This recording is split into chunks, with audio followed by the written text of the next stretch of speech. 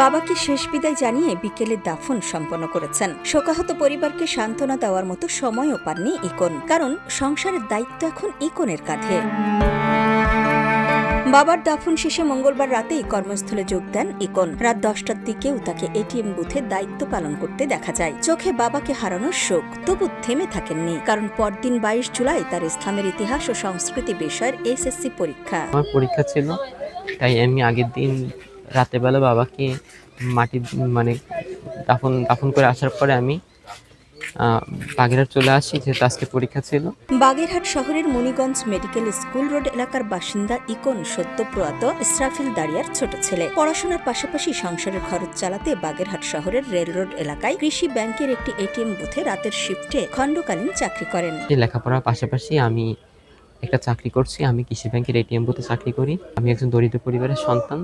আমার বাবা মোটরসাইকেলে ভাড়া টানতো, ভাড়া টেনে সংসার চালাতো। তিনি গতকালকে মারা গিয়েছেন।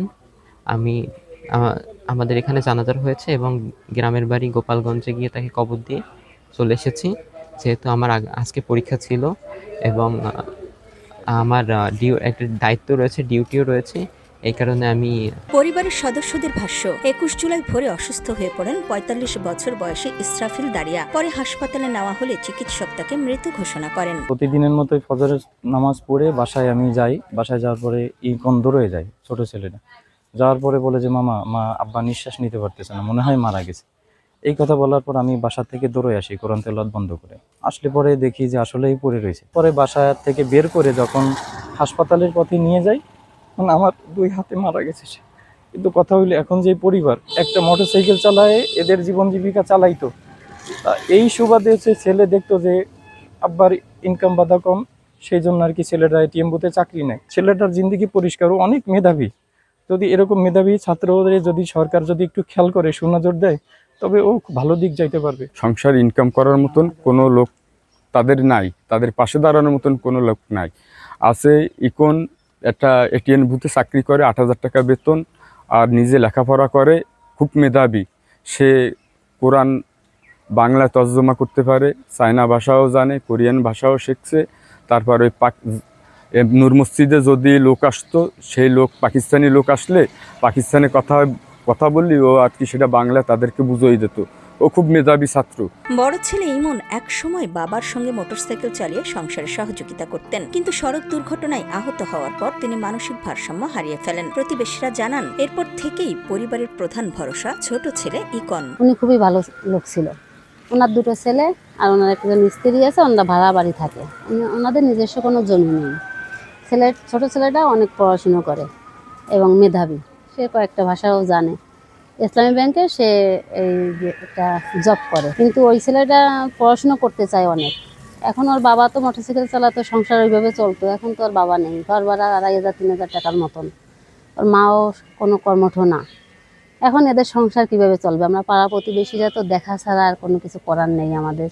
ইকন চাকরি পড়ালেখার পাশাপাশি বেশ কয়েকটি ভাষাও রপ্ত করেছেন। তার স্বপ্নের কথা জানিয়ে ইকন বলেন, আমি ছোটকাল থেকে জজ ম্যাজিস্ট্রেট এরকম আশা করতাম, কিন্তু আর্থিক অবস্থা এবং বাবার আর্থিক অবস্থা এবং আমিও পরিস্থিতির শিকার হয়ে আমি চাকরি করতাম। এখন আমি 3টা ভাষায় দক্ষ, ইংরেজি, আরবি এবং কোরিয়ান ভাষার উপর দক্ষতা অর্জন করেছি।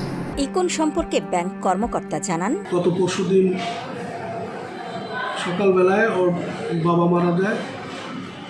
ও নিজের থেকে আমাদেরকে এটা বলি নাই, তখন আমি জানতে পেরেছি। তখন আমার অফিস থেকে 2জন অফিসার ওর বাড়িতে পাঠিয়েছিলাম। তারা বাড়ির সকল খোঁজ খবর নিয়ে ওকে সার্বিক সহযোগিতার কথা বলে তখন এবং জানাজা সম্পাদন করে আমরা ওর ছুটিতে থাকার কথা বলে আমার অফিসার চলে আসে এবং আমাকে জানায়। পরে ওর পরীক্ষার সুবিধার্থে এটিএম বাড়িতে শোকাতো পরিবেশ, এটিএম বুথে রাত্রি থাকে এবং পড়ালেখা করে পরীক্ষা দেয়। শোক, দায়িত্ব আর স্বপ্নের এই কঠিন বাস্তবতার মাঝেও ইকনের বিশ্বাস পড়াশোনা চালিয়ে যেতেই হবে, কারণ এই লড়াই শুধু নিজের জন্য নয়, পুরো পরিবারের জন্য। একদিকে বাবাকে হারানোর অসহনীয় শোক, অন্যদিকে সংসারের দায়িত্ব আর নিজের ভবিষ্যৎ গড়ার লড়াই। এই দুয়ের মাঝখানে দাঁড়িয়ে জীবন সংগ্রামের এক অনন্য গল্প লিখেছেন বাগেরহাটের এসএসসি পরীক্ষার্থী ইকন। নিউজ ডেস্ক, সোনালী নিউজ।